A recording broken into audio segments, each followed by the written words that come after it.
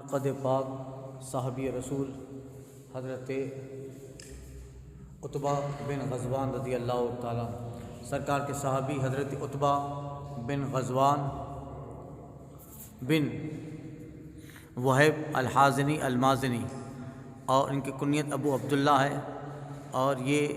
صحابی رسول قدیم الاسلام ہے۔ دوسری مرتبہ حبشہ کی طرف ہجرت فرمائی اور پھر مدینہ طیبہ کی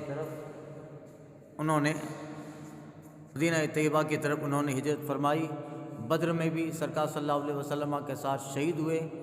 اور پھر قادسیہ میں بھی حضرت سعد بن ابی وقاص کے ساتھ تھے، فاروق اعظم کے ساتھ بھی رہے، اور انہوں نے بعد میں کئی ایک صحابہ کے ساتھ سریات اور جنگوں میں شرکت حاصل کی، یہاں جلوہ بار ہوئے، ایک مسجد کی تعمیر فرمائی، اور آج بصرہ میں قادس